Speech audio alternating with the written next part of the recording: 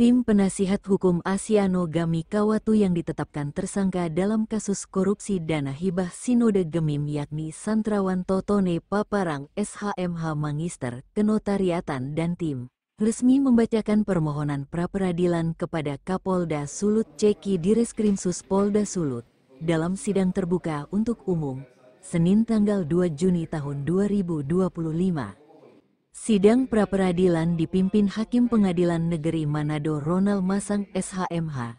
Ruang sidang terpaksa harus diganti sampai 3 kali, karena masa yang datang memberi dukungan terhadap tim kuasa hukum Asiano Gami Kawatu membludak dan antusias ingin menyaksikan jalannya persidangan yang melibatkan pejabat tinggi di Sulawesi Utara.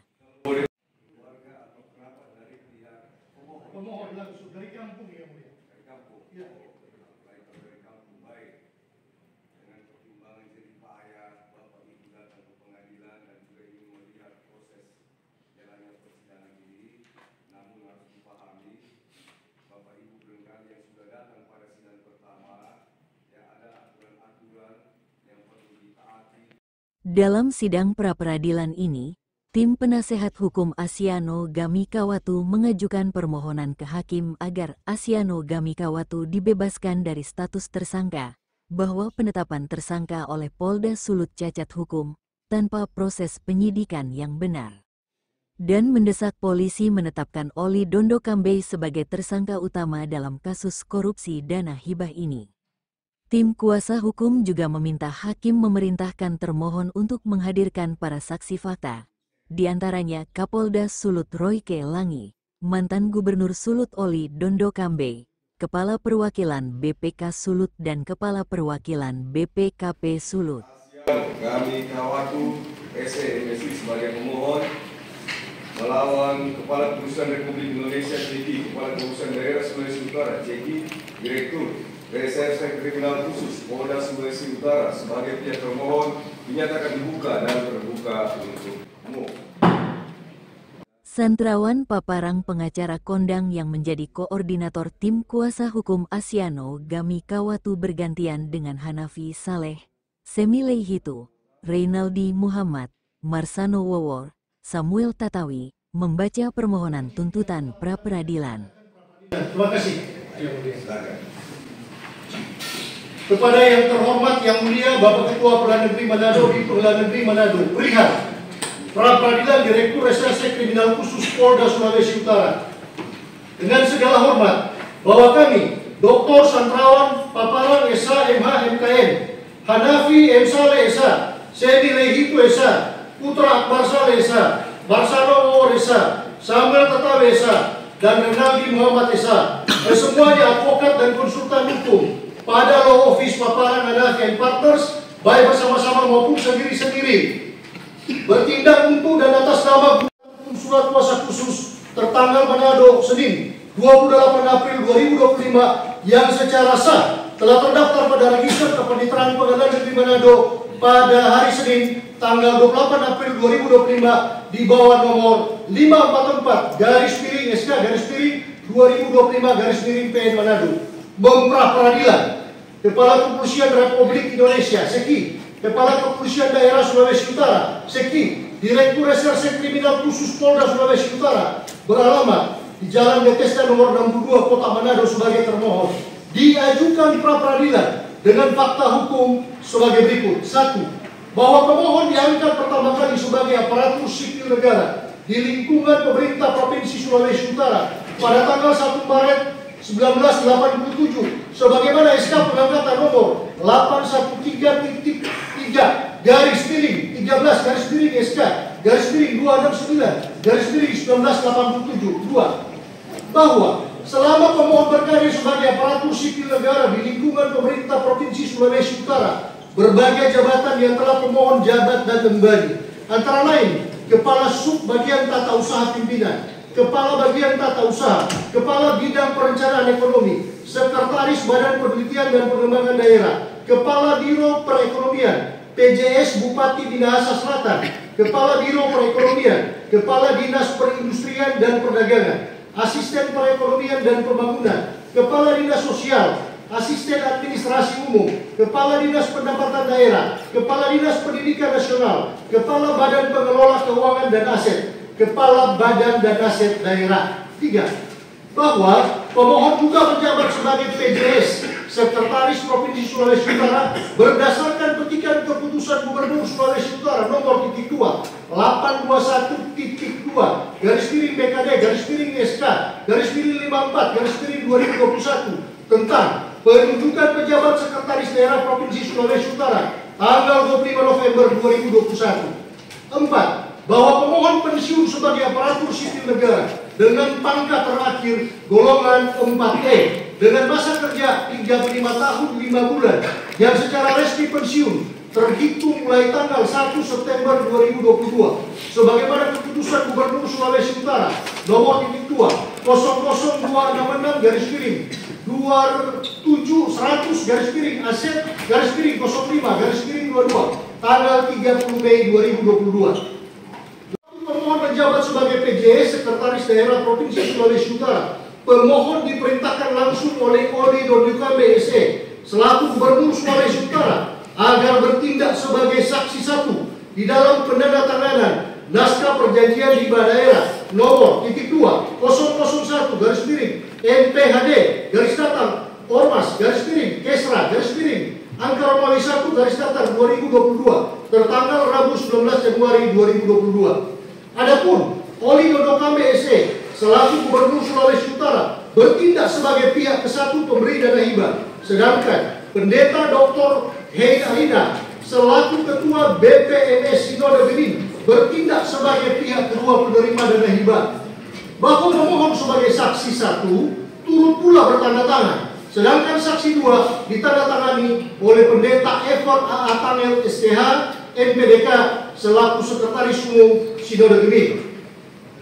6. Bahwa di dalam naskah perjanjian hibah daerah nomor 2 001 garis miring NPHD garis datar Ormas garis miring Kesra garis miring angka Romawi 1 garis datar 2022 tertanggal Rabu 19 Januari 2022. Adapun jumlah dan tujuan hibah diatur secara tegas dalam pasal 1 ayat 1 ayat 2 dan ayat 3 yang dikutip sesuai teks asli berbunyi sebagai berikut. Ayat 1. Pihak ke-1 memberikan dana hibah kepada pihak kedua berupa uang sebesar 7.500.000.000 rupiah. Ayat 2. Pihak kedua menyatakan menerima bantuan dana hibah dari pihak ke-1 berupa uang sebesar 7.500.000.000 rupiah. Ayat 3. Pemberian hibah kepada pihak kedua bertujuan untuk membantu penyelenggaraan sebagian urusan pemerintah daerah dan atau membantu mewujudkan sasaran program garis miring kegiatan satuan kerja perangkat daerah pemerintah Provinsi Sulawesi Utara. Poin 7 dan sekitarnya nanti dilanjutkan oleh rekan kami yang mulia. Silakan. 7. Bahwa berikut pula di dalam naskah perjanjian hibah daerah nomor 001 garing NPHD Ormas garing Kesra garing 1 2022 tanggal Rabu 19 Januari 2022. Adapun pelaksanaan belanja hibah diatur secara tegas dalam pasal 2 ayat 1, ayat 2, ayat 3, ayat 4, ayat 5 dan ayat 6 yang dikutip sesuai teks aslinya berbunyi sebagai berikut. Ayat 1. Pencairan dana hibah berupa uang yang bersumber dari APBD Provinsi Sulawesi Utara tahun 2022 dilakukan sesuai dengan ketentuan dan peraturan yang berlaku ayat 2. Pihak kedua mengajukan permohonan kepada pihak ke-1 dengan melampirkan A. Naskah perjanjian hibah daerah, B. Fotokopi rekening bank, C. Paket integritas bermaterai cukup, D. Fotokopi kartu tanda penduduk ketua garing pimpinan dan sekretaris bendahara penerima hibah. Ayat 3. Pihak kedua dilarang mengalihkan dana hibah yang diterima kepada pihak lain. Ayat 4. Pihak kedua setelah menerima pencairan dana hibah dari pihak ke-1 segera melaksanakan kegiatan dengan berpedoman pada rencana penggunaan belanja hibah proposal yang peraturan perundang-undangannya. Ayat 5. Pembayaran hibah kepada pihak kedua dilaksanakan secara tetap. Tahap 1 5.250.000.000 rupiah. Tahap 2 1.500.000.000 rupiah. Tahap 3 750 juta rupiah. Ayat 6. Cara permintaan pencairan dana hibah tahap berikutnya dapat dilakukan apabila laporan penggunaan dana setelah diterima oleh pihak ke-1. 8. Bahwa selanjutnya di dalam naskah perjanjian hibah daerah nomor 001 MPHD Ormas garing Kesra garing 1 2022 tanggal Rabu 19 Januari 2022 ada kewajiban pihak kedua diatur secara tegas dalam pasal 3 ayat 1, ayat 2, ayat 3, ayat 4, ayat 5, ayat 6, dan ayat 7, ayat 8, dan ayat 9 yang dikutip sesuai teks asli berbunyi sebagai berikut.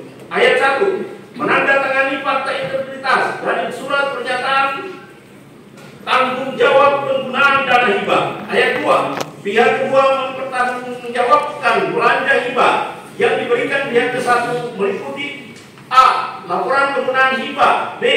Menyimpan bukti-bukti pengeluaran yang lengkap dan sah sesuai dengan ketentuan dan peraturan perundang-undangan yang berlaku, termasuk kewajiban pembayaran perpajakan atau berita acara serah terima barang jasa serta dokumen lainnya untuk kepentingan pemeriksaan pertanggungjawaban pelaksanaan kegiatan. C. Apabila sampai di akhir kegiatan masih terdapat sisa dana hibah, pihak kedua berkewajiban mengembalikan ke kas umum daerah Provinsi Sulawesi Utara dan menyerahkan bukti setoran kepada Biro Kesejahteraan Rakyat Sekretaris Daerah Provinsi Sulawesi Utara. Ayat 3. Pihak kedua wajib menerima, memfasilitasi apabila akan dilaksanakan monitoring dan evaluasi penggunaan dana hibah. Ayat 4. Dana hibah tidak dapat digunakan untuk membiayai hal-hal sebagai berikut. A. Gaji, tunjangan, gaji garing tunjangan garing honor bulanan kecuali honor atas pelaksanaan suatu kegiatan. B. Belanja perjalanan dinas luar negeri kecuali terkait erat dengan pencapaian sasaran program dan kegiatan pemerintah daerah. Jadi telah selesai dengan naskah perjanjian hibah daerah nomor 001 garing NPHD Ormas garing Kesra garing 1 Kemanis 2022 tanggal 19 Januari 2022. Maka lanjutkan pula dengan menandatangani fakta integritas tanggal 19 Januari tahun 2022. Adapun fakta integritas yang ditandatangani di atas materi oleh pihak kedua menerima dana hibah Pendeta Dr. Adina selaku Ketua Badan PPS Kediri. Adapun keseluruhan isi kata dan kalimat-kalimat dikutip sebagai teks berikut. Tanggal 12 November 2004 dengan dugaan tindak pidana korupsi pada pemberian dana hibah dari pemerintah Provinsi Utara kepada Sinode. Secara tegas fakta hukum sejati yang terurai pada putusan pra-peradilan poin 10 dan poin 11 tersebut di atas, maka terbukti demi hukum termohon telah membuat laporan polisi model A nomor MP garing A garing 11 angka Romawi 2024 garing SPKD di Treskrimsus Polda Sulawesi Utara tanggal 12 November 2024. Selanjutnya, termohon segera menerbitkan surat perintah penyidikan nomor SP Sidik garing 68 garing angka Romawi 11 garing Resti 3.3 garing 2024 garing SPKD di Treskrimsus garing Polda Sulawesi Utara tanggal 13 November 2024 bahwa dengan selisih waktu hanya 1 hari saja dari tanggal laporan polisi tanggal 12 November 2024 dan tanggal surat perintah penyidikan tanggal 13 November 2024, maka telah dipastikan secara hukum bahwasanya penanganan perkara dugaan tipikor inkasu yang dilakukan oleh termohon sama sekali tidak melakukan proses penyelidikan. Bahwa begitu pula dengan melihat surat perintah penyidikan nomor SP Sidik garing 22 garing 4 angka Romawi garing Resti 3.3 garing 2025 garing di Treskrimsus tanggal 13 April 2025 dihubungkan pula dengan surat ketetapan tentang penetapan tersangka terhadap diri pemohon nomor S kitab garing 17 garing 4 angka Romawi garing Resti 3.3 garing 2025 garing di Treskrimsus tanggal 13 April 2025. Maka demi hukum sudah dapat dipastikan bahwasanya termohon secara keliru dan melawan hukum telah menetapkan status diri pemohon sebagai tersangka. Sebab sangatlah tidak rasional surat perintah penyidikan akuo tertanggal 13 April 2025 dan 3 April 2025 secara bersamaan ditindaklanjuti dengan surat ketetapan tentang penetapan tersangka terhadap diri pemohon tertanggal 3 April 2025. Dengan demikian, terbukti pula demi hukum, termohon sama sekali tidak pernah melakukan proses penyelidikan. 13. Menunjuk secara tegas pada posisi pra-peradilan poin 12 tersebut di atas, maka pemohon dengan status sebagai tersangka telah dipanggil oleh termohon dengan surat panggilan tersangka ke-1 nomor SPG-4-3.9-3.3.2025 tertanggal Manado 3 April 2025 untuk dilakukan pemeriksaan pada hari Jumat tanggal 11 April 2025 jam 10 WITA. Namun karena kondisi kesehatan pemohon agak kurang sehat, sehingga pemohon belum dapat memenuhi surat panggilan akuo dari termohon sesuai jadwal yang ditentukan. Akan tetapi, pada hari Senin tanggal 14 April 2025, pemohon dengan sukarela datang memenuhi panggilan termohon. 14. Bahwa 1 ayat 2 dan ayat 3 serta pasal 9 ayat 1 ayat 2 dan ayat 3 Peraturan Kapolri nomor 6 tahun 2019 tentang penyidikan tindak pidana. Demikian, semua tindakan hukum apapun yang dilakukan oleh termohon yang langsung masuk pada tahapan penyidikan dan menetapkan diri pemohon sebagai tersangka adalah melawan hukum, cacat hukum, tidak sah, tidak mengikat, tidak berkekuatan hukum dan batal demi hukum. Pasal 5 ayat 1 Peraturan Kapolri nomor 6 tahun 2019 tentang penyidikan tindak pidana dikutip sesuai teks asli berbunyi sebagai berikut. Penyelidikan dilakukan berdasarkan A. Laporan polisi dan atau pengaduan, dan B. Surat perintah penyelidikan. Pasal 6 ayat 1 Peraturan Kapolri nomor 6 tahun 2019 tentang penyidikan tindak pidana dikutip sesuai teks asli berbunyi sebagai berikut. Kegiatan penyelidikan dilakukan dengan cara A. Pengolahan TKP, B. Pengamatan observasi, C. Wawancara interview, D. Pembuntutan surveillance, E. Penyamaran undercover, F. Pembelian terselubung undercover buy, G. Penyerahan di bawah pengawasan counter delivery, H. Pelacakan tracking dan atau penelitian dan analisis dokumen. Pasal 6 ayat 2 Peraturan Kapolri nomor 6 tahun 2019 tentang penyidikan tindak pidana dikutip sesuai teks asli berbunyi sebagai berikut. Sasaran penyelidikan bahwa kalaupun hanya dengan kapasitas pemohon sebagai saksi satu yang bertanda tangan di dalam naskah pemberian riba daerah AGO dan termohon telah menetapkan pemohon sebagai tersangka, maka secara hukum termohon secara sengaja telah melakukan kesalahan berat dan melawan hukum dalam menerapkan hukum. Dikarenakan seharusnya status tersangka bukan disematkan kepada diri pemohon, melainkan demi hukum wajib disematkan kepada pihak pertama pemberi dana hibah, Oli Dondo Kambe selaku Gubernur Sulawesi Utara, bahwa dengan tidak dijadikannya pihak pertama pemberi dana hibah, Oli Dondo Kambe selaku Gubernur Sulawesi Utara sebagai tersangka oleh termohon, maka diduga kuat termohon secara nyata-nyata telah melakukan tebang pilih dalam proses penegakan hukum, bahwa kalau menunjuk pada Undang-Undang Nomor 30 Tahun 2002 yang telah diubah dan dibaharui dengan Undang-Undang Nomor 19 Tahun 2019 tentang perubahan kedua atas Undang-Undang Nomor 30 Tahun 2020 tentang Komisi Pemberantasan Tindak Pidana Korupsi, di mana pada pasal 10A ayat 2 huruf C yang dikutip sesuai teks asli sebagai berikut. Penanganan tindak pidana korupsi ditujukan untuk melindungi pelaku tindak pidana korupsi yang sesungguhnya. Karenanya, dengan tidak ditetapkannya pihak pertama pemberi dana hibah, Oli Dondo Kambe sebagai selaku Gubernur Sulawesi Utara sebagai tersangka, justru memantik berbagai pertanyaan kritis di kalangan para praktisi hukum, para dosen fakultas hukum, para mahasiswa dan masyarakat Sulawesi Utara sedunia, serta masyarakat Indonesia pada umumnya. Apakah termohon diduga kuat akan melindungi pihak pertama pemberi dana hibah, Oli Dondo Kambe, dengan enggan menjadikannya sebagai tersangka? Ataukah diduga kuat secara nyata-nyata, sengaja dan melawan hukum telah menjadikan pemohon bersama ketiga aparatur sipil negara lainnya sebagai tumbal dan kambing hitam yang dikorbankan dengan status sebagai tersangka?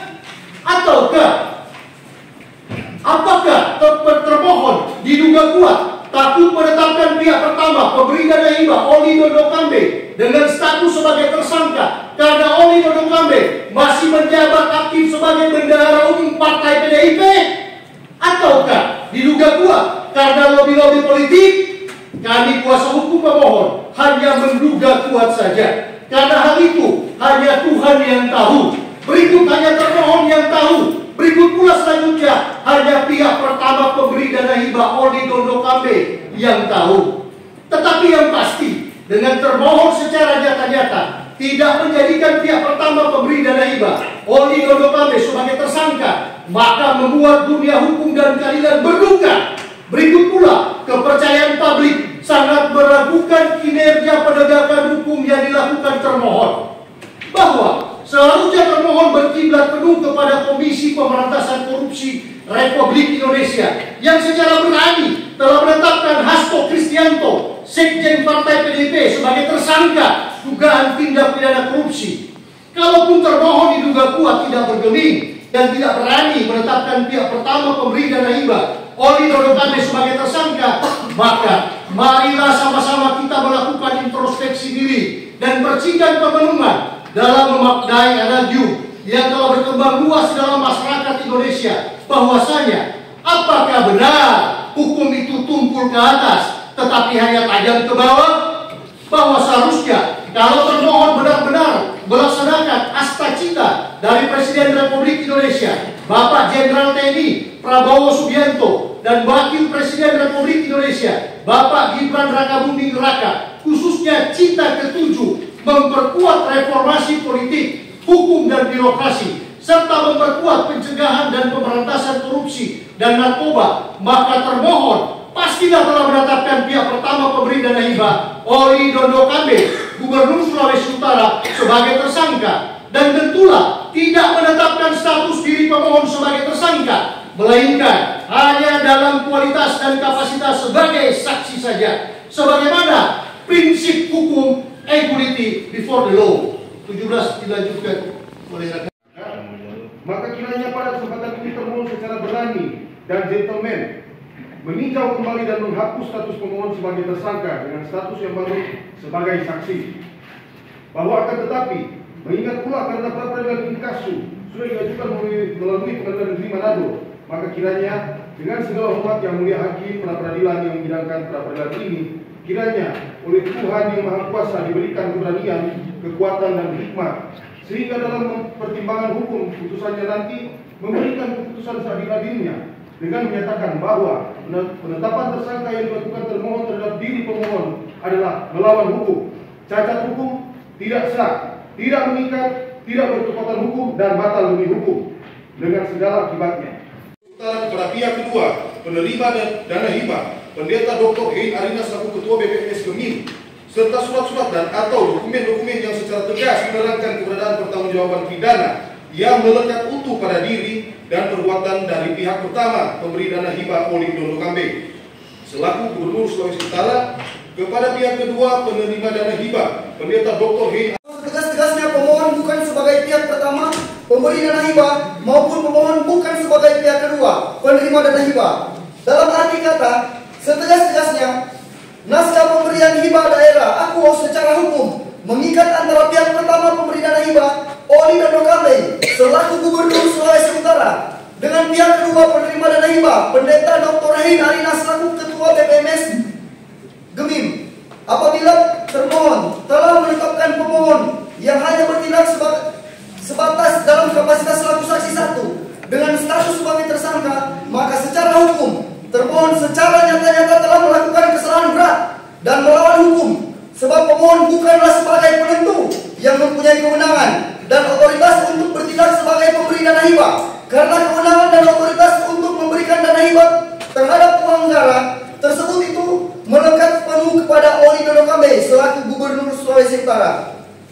Kalaupun hanya pemohon saja sebagai saksi satu yang bertanda tangan di dalam naskah perjanjian hibah daerah nomor 2001 NPHD garis datar ormas garing Kesra garing 1 2022 tertanggal Rabu 19 Januari 2022. Sedangkan apabila Oli Dondo Kambe selaku Gubernur Sulawesi Utara sebagai pihak satu pemberi dana hibah tidak berturut bertanda tangan di dalamnya, maka otomatis secara hukum naskah perjanjian hibah daerah AKUO hanyalah menjadi kertas sampah yang tidak mempunyai nilai apapun dan sama sekali tidak berlaku. Dengan demikian, nyata terbukti kehadiran pemohon di dalam jabatan selaku PJS Sekretaris Provinsi Sulawesi Utara yang bertindak sebagai saksi satu hanyalah merupakan orang yang diperintahkan langsung oleh Oli Dodo Kambe selaku Gubernur Sulawesi Utara untuk menyaksikan dan bertanda tangan selaku saksi satu. Bukankah kedudukan saksi mempunyai peranan yang sangat penting di dalam perkara pidana, perkara perdata, dan atau perkara lainnya? Adapun kedudukan saksi dalam perkara pidana diatur secara tegas di dalam pasal 1 angka 26 KUHP yang secara limitatif memberikan pengertian bahwa saksi adalah orang yang dapat memberikan keterangan guna kepentingan penyidikan, penuntutan, dan peradilan tentang suatu perkara pidana yang ia dengar sendiri, ia lihat sendiri, dan ia alami sendiri. Bahwa kami kuasa hukum, penasihat hukum bersama pemohon sangat menyadari kondisi yang terjadi saat ini. Seolah-olah putusan hakim selalu dianggap momok yang mencurigakan bagi aparat penegak hukum yang lain. Dan pada akhirnya, kemandirian hakim ditarik pada diskursus serta dipasung kemerdekaannya. Dan jika kondisi ini tetap dibiarkan semakin dalam terjadinya, maka akan sangat berbahaya bagi penegakan hukum pidana di negara Republik Indonesia. Sikap kritis dan intuisi hukum yang tajam dan mumpuni dari hakim telah tergerus karena dilema diskursus dan saling sandra kekuasaan di antara sesama aparat penegak hukum, yang pada akhirnya rusaknya tatanan penegakan hukum pidana serta hilangnya kontrol pengawasan horizontal yang menjadi kewenangan penuh dari hakim pra peradilan. Padahal supremasi hukum tidak boleh direduksi menjadi sekedar supremasi prosedural. Keadilan tetap menjadi orientasi utama, dan ini adalah manifestasi dari prinsip due process of law, di mana kekuasaan harus dikontrol agar supaya tidak menjadi liar tanpa batas, dan hak asasi tersangka harus dilindungi. Olehnya, kami kuasa hukum, penasihat hukum bersama pemohon sangat yakin dan percaya bahwa Yang Mulia Hakim Pra Peradilan yang memeriksa dan mengadili pra peradilan ini dengan penuh keberanian akan teguh berpegang pada prinsip keadilan dan fungsi kontrol horizontal pengawasan dengan tidak terpengaruh dengan bentuk tekanan apapun juga, termasuk tekanan moral dan psikologis. Bahwa apabila Yang Mulia Hakim Pra Peradilan dalam putusannya nanti secara tegas menyatakan bahwasanya penetapan tersangka yang dilakukan termohon terhadap diri pemohon berikut penyidikan dan penahanan adalah melawan hukum, cacat hukum, tidak sah, tidak mengikat, tidak berkekuatan hukum, dan batal dari hukum dengan segala akibat yang melekat di dalamnya, maka yang menang adalah keadilan dan kebenaran. Sebab Yang Mulia Hakim Pra Peradilan telah melaksanakan amanat mulia dalam penegakan hukum, dan bukan saja hanya sebagai pemegang stempel yang melegitimasi proses verbal pro justisia yang dilakukan termohon. Dalam arti kata setegas-tegasnya dan seluas-luasnya, Yang Mulia Hakim Pra Peradilan telah melepaskan dirinya sebagai corong dari undang-undang dan atau Labous di Pronons le Parole de la Loi 28, bahwa lembaga pra peradilan sebagaimana diatur dalam pasal 77 sampai dengan 83 KUHP adalah suatu lembaga yang berfungsi untuk menguji apakah tindakan upaya paksa yang dilakukan oleh penyidik dan atau penuntut umum sudahkah sesuai dengan undang-undang, dan tindakan tersebut telah dilengkapi dengan administrasi penyidikan secara cermat atau tidak, karena pada dasarnya tuntutan pra peradilan menyangkut sah tidaknya penyidikan, penuntutan, di dalamnya mengatur pula penyidikan dan penuntutan yang sementara berjalan. 29. Bahwa tujuan pra peradilan yang tersirat di dalam penjelasan pasal 80 KUHP adalah menyangkut mengenai sarana pengawasan horizontal, sehingga esensi dari pra peradilan adalah untuk mengawasi tindakan upaya paksa yang dilakukan oleh penyidik atau penuntut umum terhadap tersangka benar-benar dilaksanakan sesuai ketentuan undang-undang dilakukan secara profesional dan bukan tindakan yang bertentangan dengan hukum sebagaimana diatur dalam KUHP dan perundang-undangan yang lain. Dilanjutkan. Bahwa sebenarnya keberadaan lembaga pra-peradilan memberikan peringatan. 1. Agar penegakan hukum harus hati-hati, penegak hukum harus hati-hati dilakukan tindakan hukum, dan setiap tindakan hukum harus didasarkan pada ketentuan hukum yang berlaku. Dalam arti ia harus mampu menahan diri serta menjauhkan diri dari tindakan sewenang-wenang. 2. Ganti rugi dan rehabilitasi merupakan upaya untuk melindungi warga negara yang diduga melakukan kejahatan yang ternyata tanpa didukung dengan bukti-bukti yang meyakinkan sebagai akibat dari sikap dan perlakuan penegak hukum yang tidak mengindahkan prinsip hak-hak asasi manusia. 3.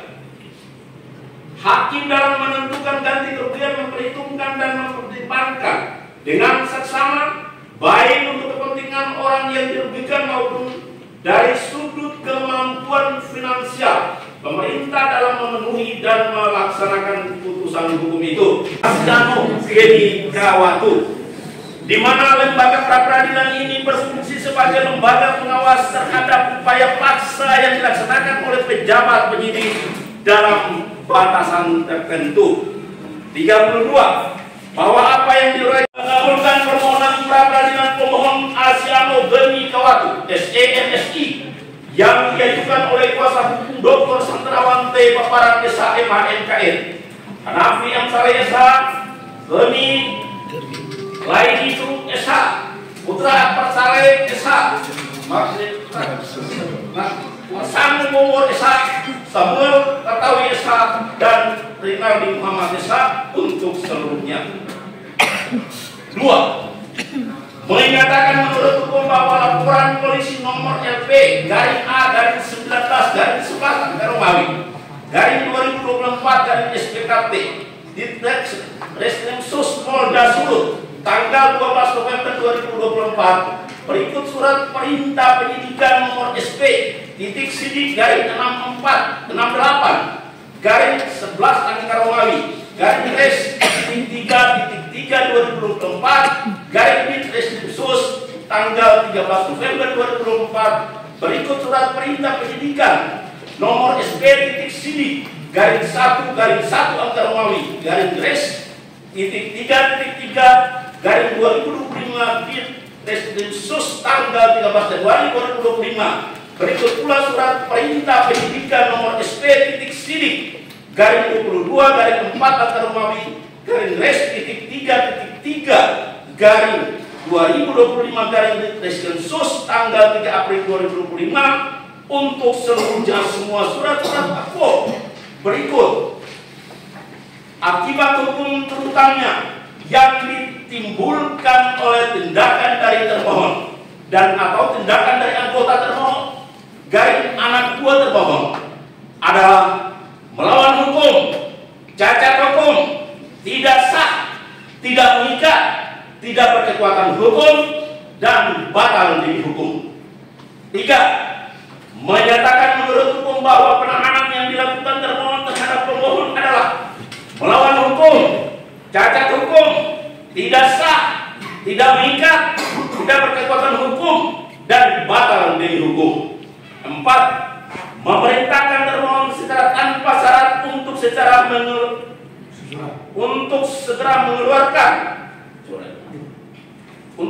mengeluarkan pemohon dari dalam rumah tahanan negara Polda Sulawesi Utara.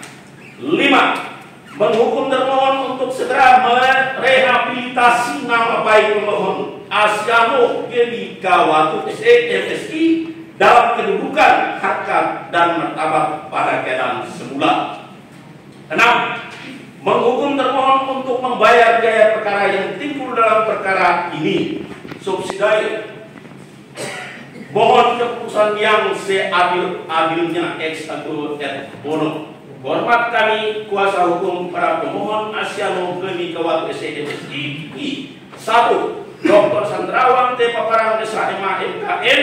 2. Hanafi M. Saleh SH. 3. Gemi M.A. Laihitu SH. 4 Putra Akbar Saleh SH, 5 Marsano Wowor SH, 6 Samuel Tetawi SH, 7 Rinardi Muhammad SH. Setelah dibacakannya permohonan pra-peradilan dari kuasa pemohon, apakah ada perbaikan dalam permohonan tersebut? Untuk perbaikan tidak ada yang mulia, tapi sebagaimana untuk Denspori akan. Paparang mengatakan bahwa tidak dijadikannya pihak pertama sebagai pemberi dana hibah, yakni mantan Gubernur Sulawesi Utara sebagai tersangka. Maka diduga kuat termohon telah nyata-nyata melakukan perbuatan tebang pilih dalam proses penegakan hukum, bahwa merujuk pada Undang-Undang Nomor 30 Tahun 2002 yang telah diubah dan dibaharui dengan Undang-Undang Nomor 19 Tahun 2009 tentang perubahan kedua atas Undang-Undang Nomor 30 Tahun 2002 tentang Komisi Pemberantasan Tindak Pidana Korupsi, di mana pasal 10A ayat 2 huruf E yang dikutip sesuai teks asli, penanganan tindak pidana korupsi untuk melindungi pelaku sesungguhnya. Santrawan Paparang pengacara kondang yang menjadi koordinator tim kuasa hukum Asiano Gami Kawatu bergantian dengan Hanafi Saleh, Semilei Hitu, Reynaldi Muhammad, Marsano Wowor, Samuel Tatawi, membaca permohonan tuntutan pra-peradilan.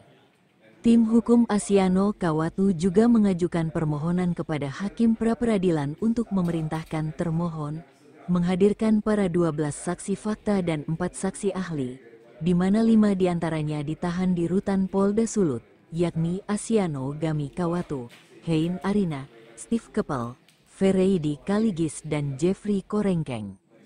Sedangkan saksi fakta lainnya adalah mantan Gubernur Sulut Oli Dondo Kambe, mantan Wagub Sulut Stephen Kando, anggota DPR RI Rio Dondo Kambe, Ketua KPU Sulut Kenli Poluan, Sekretaris Umum Gemim Evert Tangel, Kapolda Sulut Irjen Royke Langi, Kepala Perwakilan BPK Sulut Agus Mulyo dan Kepala Perwakilan BPKP Sulut.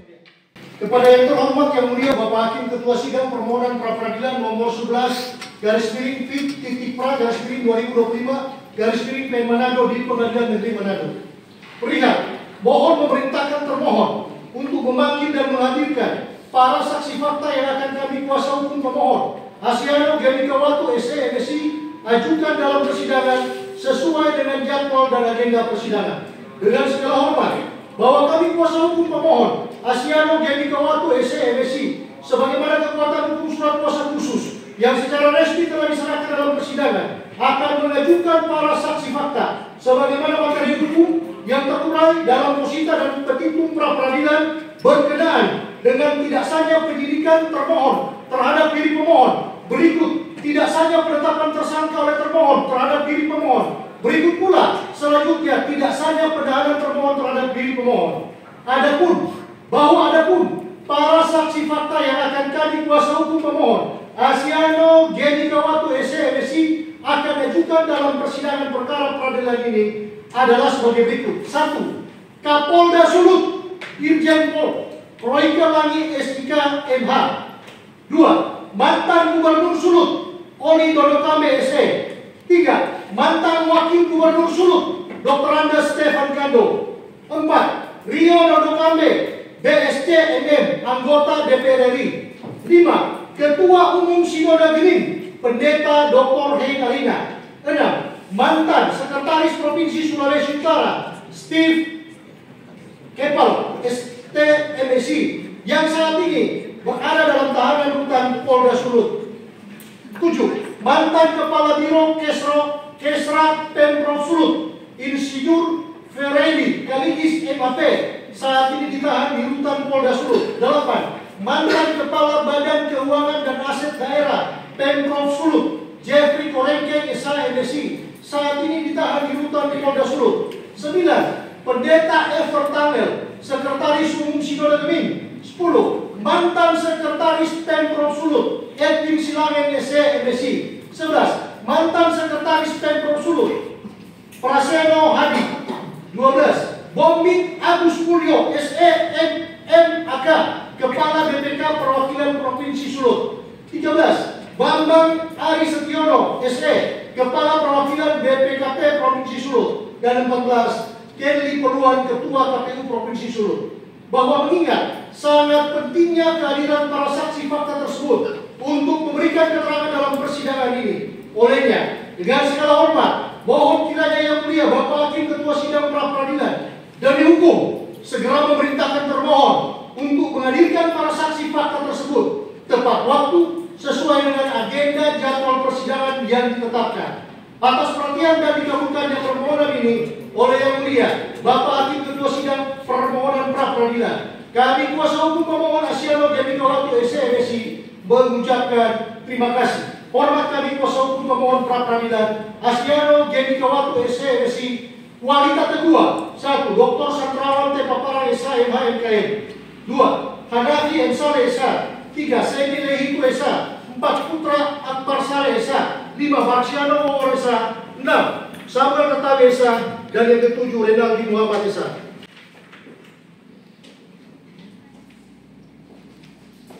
Terima kasih.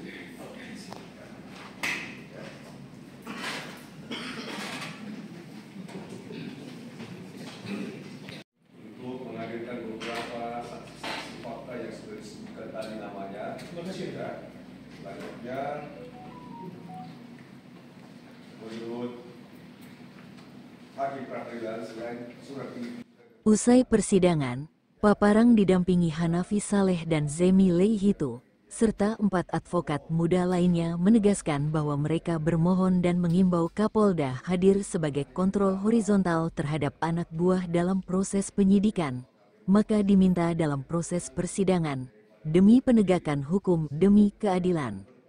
Sedangkan pihak termohon dari Polda Sulut, yang diwakili kuasa hukumnya, menyatakan akan memberikan tanggapan terhadap semua permohonan yang diajukan oleh pemohon, termasuk akan berkoordinasi dengan atasan mengenai permohonan untuk menghadirkan para saksi. Permohonan yang diajukan oleh pihak pemohon dan nanti akan kita dengar tanggapannya besok. Namun kesemuanya akan kami yang putuskan. Ya, apakah saksi-saksi yang dimintakan ini ya oleh pihak pemohon wajib dihadirkan semua ataukah nanti akan ada yang dihadirkan ataupun tidak sesuai dengan intensitas daripada perkara yang kita sidangkan ini. Ya, perlu saya garis bawahi bahwa perkara pra-peradilan ini ya hanya menilai secara formil. Ya, tapi pra-peradilan tidak masuk ke dalam materi pokok perkara. Tapi semua seperti asas perkara perdata, silakan para pihak mengajukan saksi-saksi yang diinginkannya. Seperti itu. Namun ada batasan-batasan yang pihak pemohon dan pihak termohon juga harus melihat dalam perkara pra-peradilan ini.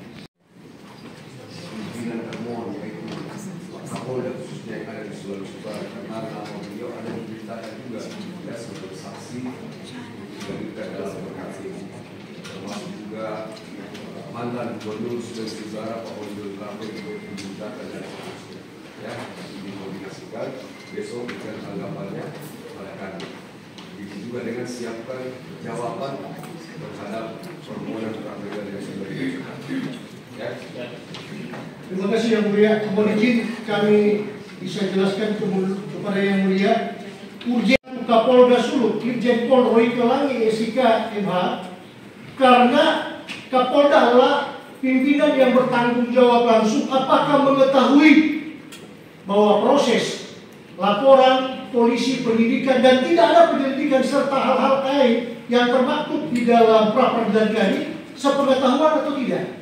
Yang kedua, mantan Gubernur Sulut Oli Dondo Kambe karena sudah diperiksa dan termaktub dalam berkas perkara sebagai saksi juga, mohon dengan segala hormat berkenaan dengan materi pra-peradilan kami mohon dapat diajukan sebagai saksi fakta. Begitu juga dengan yang ketiga, mantan Wakil Gubernur Dr. Andes Stephen Kando yang bersangkutan adalah sebagai saksi fakta juga dalam berkas perkara. Kami akan bertanya sebatas mengenai perjanjian hibah tahun 2022 saja. Untuk yang keempat, Rio Dondo Kambe, kami akan mengajukan dalam persidangan ini sebagai saksi fakta karena ada hubungan yang berkaitan dengan berkas perkara yaitu keberangkatan di Jerman. Yang keenam, mantan Sekprov Sulut Kepel yang saat ini berada dalam tahanan rutan adalah berhubungan dengan materi pra-peradilan juga yang mulia. Yang ketujuh, mantan Kepala Biro Kesra Pemprov Sulut, Freddy Kaligis, berhubungan juga dengan materi pra-peradilan. Yang delapan, mantan Kepala Badan Keuangan Aset Daerah Jeffrey Korengkeng, berhubungan juga dengan pra-peradilan materi kami. 9. Pendeta Ever Tamel, Sekretaris Umum Sinode Pemimpin, berhubungan juga dengan materi pra-peradilan. 10. Mantan Sekprov Edwin Silangen sangat berhubungan juga dengan materi pra-peradilan yang sudah dibacakan tadi. 11. Mantan Sekprov Sulut Prasetyo Hadi berhubungan pula dengan pra-peradilan kami materinya. 12. Bomit Agus Mulyo, Kepala BPK Perwakilan Provinsi Sulut, berhubungan pula dengan materi pra-peradilan yang kami ajukan dan dibacakan tadi. 13. Bambang Ari Setiono, Kepala Perwakilan BPKP Sulut, sangat berhubungan pula dengan masalah perhitungan kerugian yang diberikan. Yang 14. Kenli Poluan, Ketua KPU Provinsi Sulut, sangat berhubungan pula dengan materi pra-peradilan. Apakah ada disparitas menyangkut mengenai kalau kepada pemohon dan sekitarnya termasuk kepada Gemin diberikan dana hibah, juga kepada termohon diberikan dana hibah sebesar 10 miliar rupiah. Demikian yang mulia, atas urgensinya 14 saksi fakta yang akan kami ajukan. Dan mengingat kewenangan ini untuk berkas perkara sudah dikembalikan oleh jaksa peneliti dan jaksa penuntut umum untuk P18-19, maka masih masuk dalam ranah kewenangan dari penyidik untuk menghadirkan saksi ini. Demikian yang mulia. Terima kasih. Oke, tambahan keterangan ya. Kami ingin menjawab atau menanggapi bahwa sejatinya perkara pra-peradilan ini berdasarkan Perma nomor 4 tahun 2016 seperti tadi yang sudah dikatakan oleh Yang Mulia Hakim Pra-peradilan itu hanya membahas mengenai masalah formilnya. Nah, terus yang kedua, untuk pemohon apabila dia mendalilkan suatu dalil, hendaklah dia membuktikan. Nah, menyangkut mengenai masalah yang akan dihadirkan mantan Gubernur Sulut, mantan Wakil Gubernur Sulut, Rio Dodo Kami dan lain-lain yang tidak berhubungan dengan termohon, itu silakan pemohon menghubungi yang bersangkutan langsung. Apabila mereka bisa hadir dalam persidangan ini atau tidak, karena termohon tidak memiliki kapasitas untuk memaksa mereka untuk hadir dalam sidang pra-peradilan ini, apalagi sebagai saksi dalam bentuk sidang pra-peradilan, berbeda dengan saksi yang di perkara pokok yang mulia. Itu satu. Yang kedua, mengenai masalah Bapak Kapolda Sulut selaku pimpinan kami itu merupakan prinsipal, yaitu termohon dalam hal ini, dan ini akan kami laporkan kepada pimpinan bahwa yang mana apabila pimpinan berkenan untuk hadir, ya nanti kami akan beri jawaban besok. Dan yang ketiga yang mulia, mengenai masalah tadi termohon menyampaikan bahwa yang mana tidak adanya proses penyelidikan dalam kasus ini. Pertama-tama ya, kalau mengenai hal tersebut itu tidak dimintakan dalam surat ini ya. Baik. Yang saya minta tadi ditanggapi oleh pihak termohon mengenai ada beberapa saksi-saksi yang akan dihadirkan.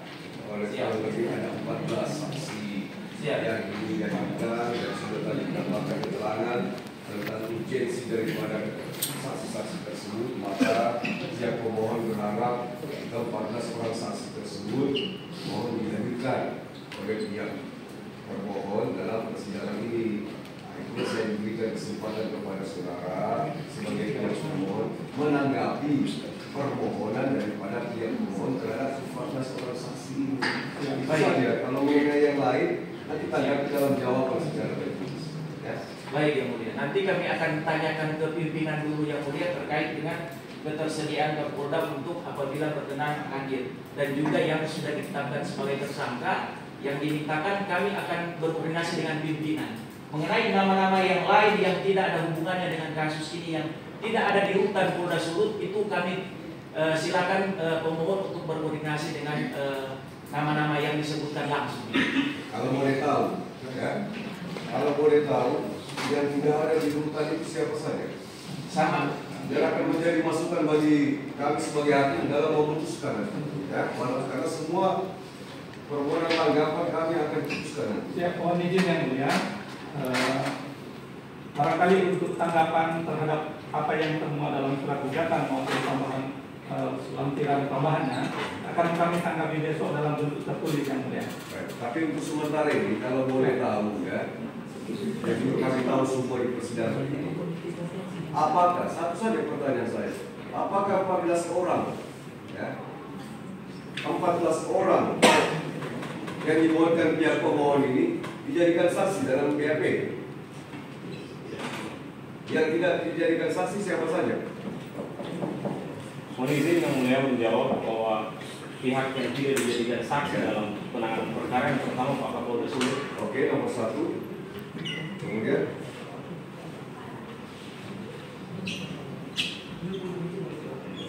Nomor 8. nomor 1, nomor 8. Mohon izin yang mulia. Nomor 12 yang mulia. Jadi nomor 1, kemudian nomor 12, Nomor 13. 13, Nomor 14. 14. Ya. Jadi atas pertanyaan dari hakim, pihak termohon memberikan tanggapan bahwa dari 14 orang calon saksi yang dimohonkan oleh pihak pemohon untuk dihadirkan di persidangan, setelah saya tanyakan kepada pihak termohon, dari 14 orang tersebut ada 4 yang tidak dijadikan saksi dalam perkara pokok, ya, yaitu nomor 1 Bapak Kapolda Sulut, kemudian nomor 12 Bapak Domi Agus Mulyono, Kepala BPKP Perwakilan Sulut, kemudian nomor 13 Bambang Ari Sutiono, Kepala Perwakilan BPKP Provinsi Sulut, dan Hendy Poluan, Ketua KPU Provinsi Sulut. Seperti itu ya. Itu informasi yang juga akan menjadi suatu pertimbangan kami, dan selebihnya sangat di dalam dijawab persidangan ya. Jadi silakan jawaban dengan tanggapan terhadap permohonan. Siap. Ya.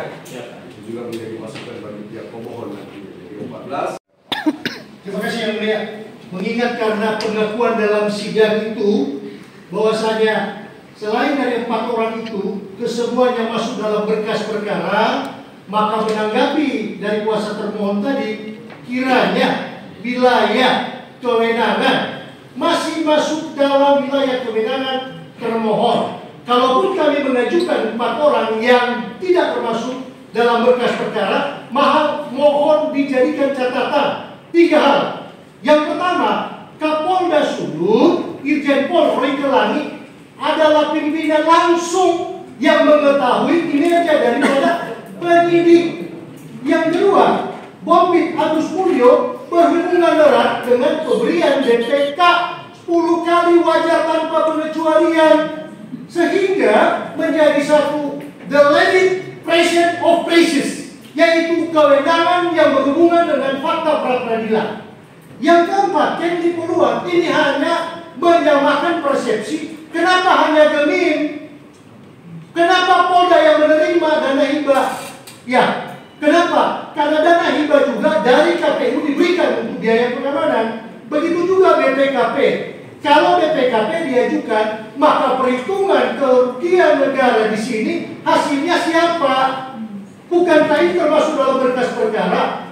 Makanya kami men-stressing yang mulia dengan segala hormat menanggapi kuasa hukum dari termohon mengatakan bahwa wilayah pra-peradilan bukan termasuk dalam pokok perkara, itu kami tolak. Sebab wilayah pra-peradilan wajib mengadili pokok perkara yang berhubungan dengan pra-peradilan, menyangkut mengenai sah tidaknya penahanan, penetapan tersangka, dan menyangkut mengenai penyelidikan. Itu aja. Jadi catatan bagi kuasa hukum termohon kiranya memaknai surat edaran Mahkamah Agung tadi. Demikian yang mulia, terima kasih.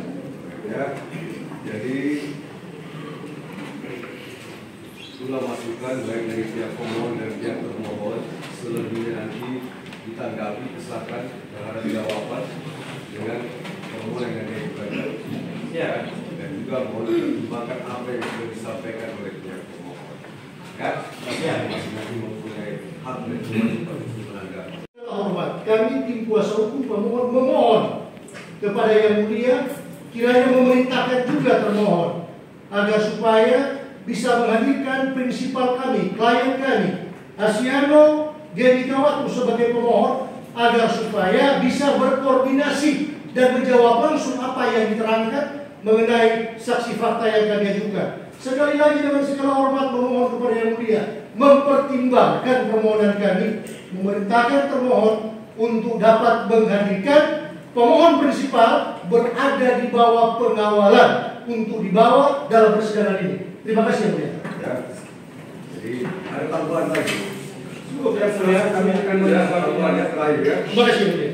Jadi nanti tanggapi saja dalam jawaban, tapi pihak termohon ya menghadirkan juga prinsipal daripada pihak termohon agar supaya bisa langsung menanggapi keterangan daripada para saksi baik pemohon ataupun termohon nanti dalam proses persidangan ya, nanti ditanggapi besok. Jadinya seperti saya katakan tadi, saya sebagai hakim pengadilan lebih benar yang dipercayakan oleh pimpinan untuk menangani perkara-perkara ini yang memutuskan. Mohon juga, maka dengan demikian jika sudah jelas penundaan sidang ini, maka sekali lagi saya ulangi, sidang pada kesempatan hari ini telah selesai dan akan ditunda keesokan hari, yaitu hari Selasa tanggal 3 Juni 2025 jam 10 pagi, paling lambat jam 11 pagi, dengan agenda penyampaian tanggapan atau jawaban pihak termohon atas permohonan pra-peradilan dan diajukan oleh pihak pemohon pra-peradilan. Begitu juga dengan surat permohonan dari pihak pemohon terhadap kehadiran 14 orang saksi yang dicantumkan dalam surat permohonan tersebut. Ya, seperti itu. Dan kepada pihak kedua belah pihak, pemohon dan termohon, permohonan yang sudah disampaikan tersebut merupakan panggilan resmi. Siap Yang Mulia. Terima kasih. Untuk hadir kembali pada persidangan hari ini tanpa dipanggil lagi. Dan akhir persidangan saya ucapkan terima kasih kepada penyidik sidang yang sudah menjaga ketertiban sidang. Pertahankan sampai sidang terakhir.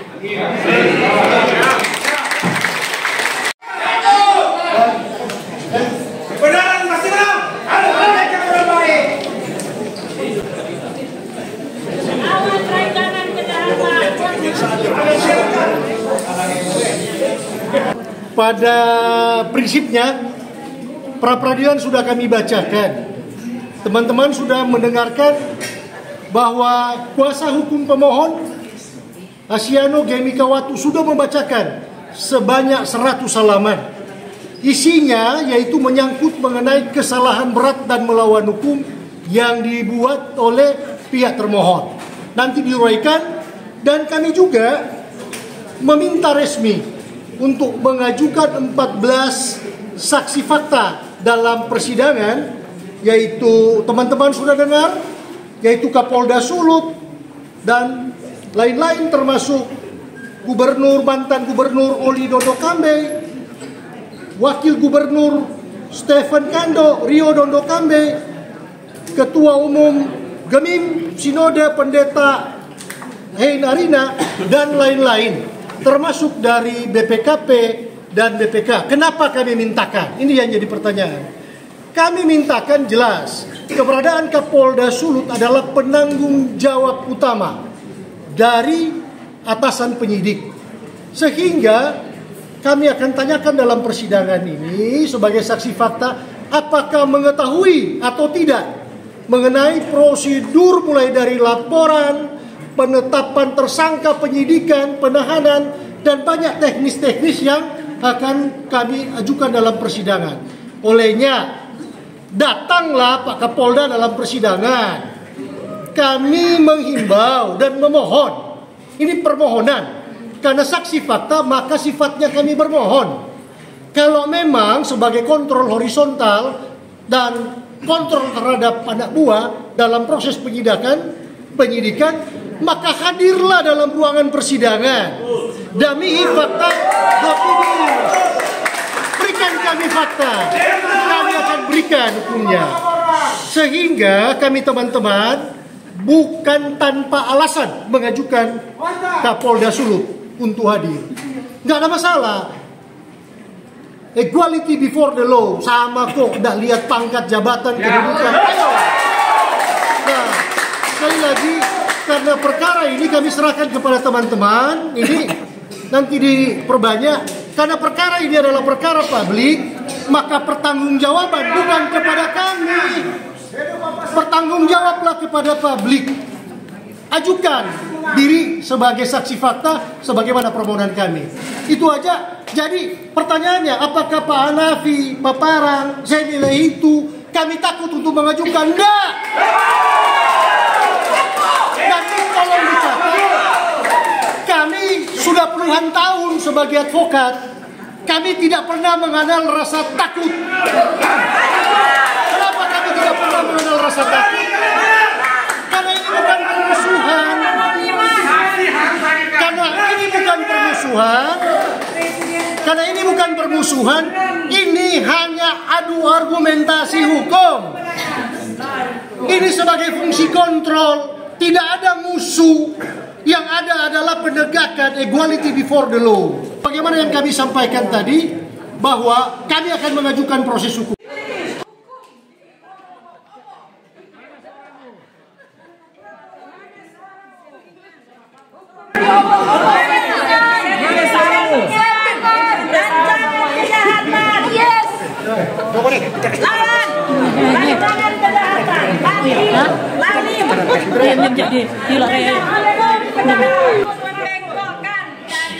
Sebentar, kalau Bapak ada bilang jangan sepeda pajak visual.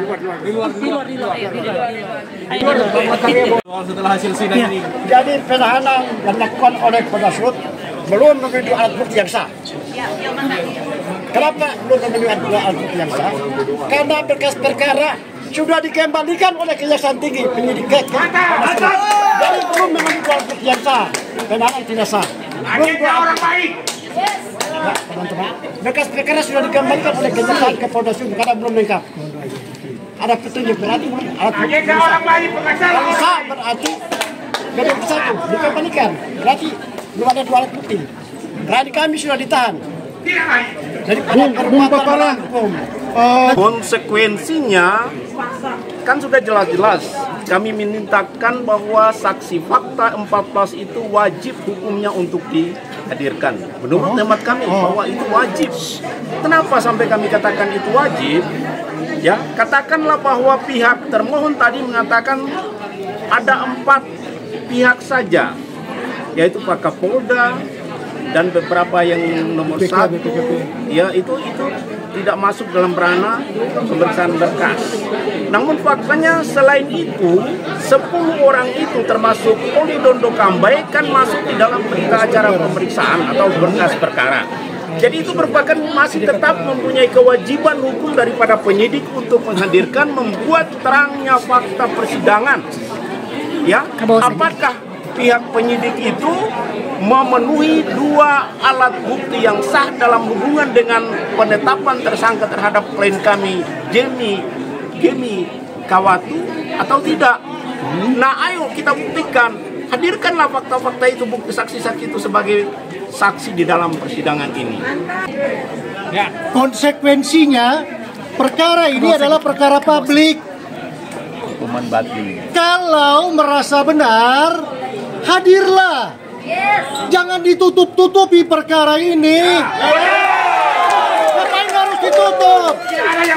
Makanya kami mintakan Pak Kapolda, Irjen Pol Royke Langi itu sifatnya ada 3 kami sampaikan tadi. Yang pertama adalah sebagai pimpinan langsung dari penyidik yang mengetahui kinerja daripada anak buahnya. Yang kedua adalah pertanggungjawaban moral. Yang ketiga pertanggungjawaban Tuhan. Pertanyaannya, apakah bersifat perintah? Perintah dalam filosofi hukum ada 3. Pertama perintah Tuhan, kedua perintah hukum, 3 perintah situasi. Ini perintah situasi dan perintah hukum, juga perintah Tuhan.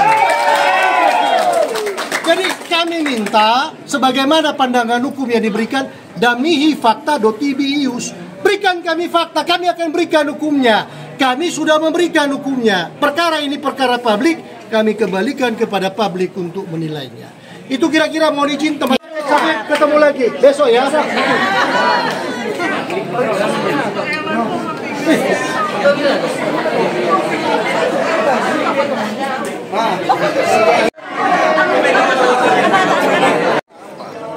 Ratusan massa dari lapisan masyarakat yang sengaja datang untuk memberikan dukungan ke Asciano Gamikawatu mengikuti persidangan dengan tertib dan memberikan apresiasi kepada 7 orang tim kuasa hukum. Mereka datang dari kabupaten kota yang ada di Sulawesi Utara. Tim Net 5 melaporkan.